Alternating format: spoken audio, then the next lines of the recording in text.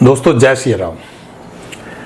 श्री रामचरितमानस में बहुत सुंदर प्रकरण जो भगवान श्री राम और उनके परम अनन्य भक्त श्री बजरंगबली जी, पवन पुत्र हनुमान जी का आता है। 8 चिरंजीवियों में श्री हनुमान जी और उनके जो वर्चूज हैं जिसको हम अष्ट सिद्धियां बोलते हैं।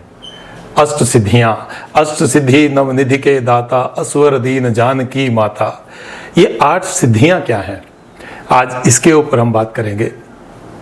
8 सिद्धियां जो भगवान हनुमान जी इतने पावरफुल होने के बावजूद भी उनके अंदर कितनी ह्यूमिलिटी थी, कितनी विनम्रता थी, कितनी अपने आप को, अपने किसी भी काम को करने के बाद वो उसका श्रेय नहीं लेते थे, वो दूसरों को श्रेय देते थे। इतनी सारी वर्चूज को आज हम यहाँ डिस्कस करने वाले हैं। और यदि ये सीख, यदि इनमें से कुछ चीज भी मैं प्राप्त कर लूँ या मुझे प्राप्त हो जाए तो मेरा जीवन धन्य हो जाएगा। सबसे पहले है अणिमा। अणिमा हिंदी में हम इसको इस प्रकार से, अणिमा का मतलब है सूक्ष्म हो जाना, ह्यूमिलिटी से भर जाना, अपनी ईगो को अवेंडन कर देना, दूर कर देना, अहंकार को दूर करना, अपने आप को छोटा बना लेना, सूक्ष्म कर लेना और विनम्रता से भर जाना, ये अणिमा है। दूसरा वर्चू जो है वो है महिमा। महिमा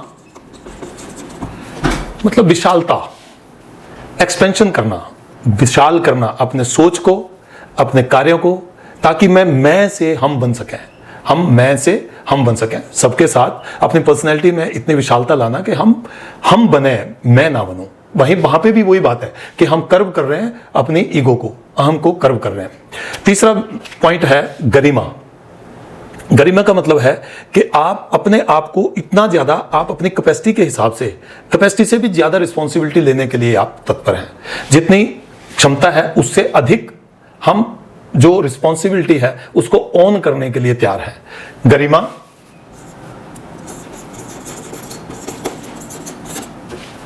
लघिमा, इसके बाद है लघिमा। लघिमा का मतलब है कि अपने आप श्रेय नहीं लेना। जो भी काम मुझसे किसी कारणवश, किसी आशीर्वाद स्वरूप अगर मैं कर सका हूं तो उसका श्रेय खुद ना लेकर दूसरे को उसका श्रेय देना। लघिमा, दूसरे को बड़ा करना, खुद को छोटा कर लेना, दूसरे को श्रेय देना, अपना श्रेय भी दूसरे को देना, यह लघिमा है।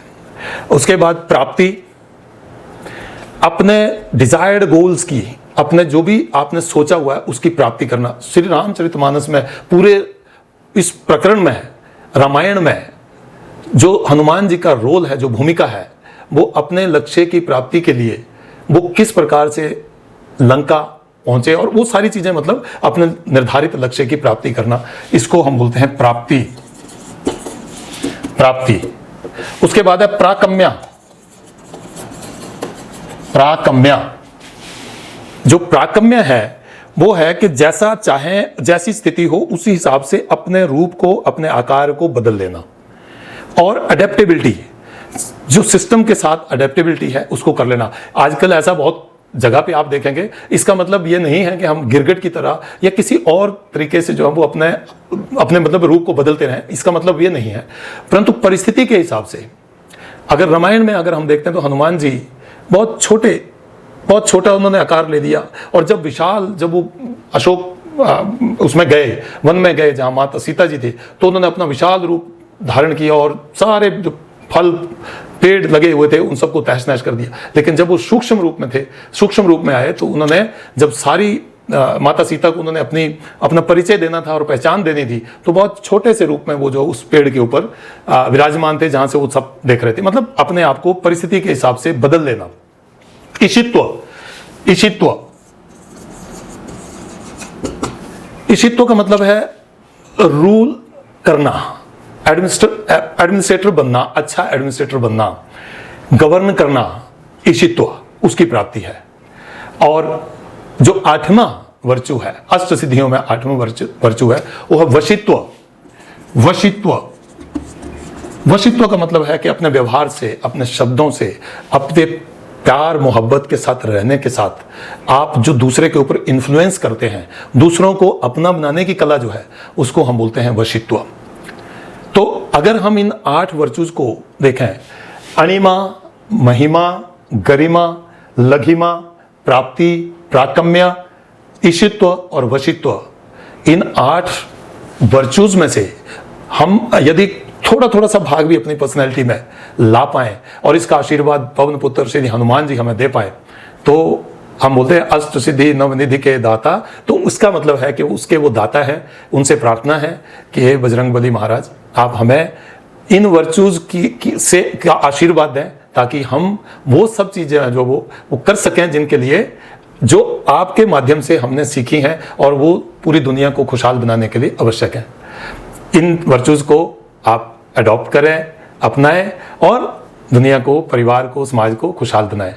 मेरे चैनल को सब्सक्राइब करें, कमेंट करें, कमेंट सेक्शन में कमेंट कर सकते हैं, लाइक करें और शेयर करें, और जो इसका बेल आइकन है उसको दबाएं, ताकि आपको इस तरह के वीडियो जो आगे इसके बाद हम श्री राम जी, श्री कृष्ण जी, भगवान श्री कृष्ण के जीवन का जो संघर्ष है, हम भगवान के पास जाते हैं, हम बोलते हैं भगवान हमें कष्ट ना हो, लेकिन यदि हम इनका जीवन देखें, जब मानव रूप में जन्म लिया था, अवतार लिया था, तो अगर हम जीवन देखें तो संघर्षों से भरा हुआ जीवन है। तो हम आगे इनके जीवन से मिलने वाली कुछ ऐसी शिक्षाएं जो श्री रामचरितमानस में, श्रीमद् भागवत गीता में हैं, सबको पता भी है, लेकिन एक बार फिर से हम इस माध्यम से शेयर कर लेंगे। आपका बहुत बहुत धन्यवाद समय देने के लिए, आपका बहुत बहुत आभार। जय हिंद।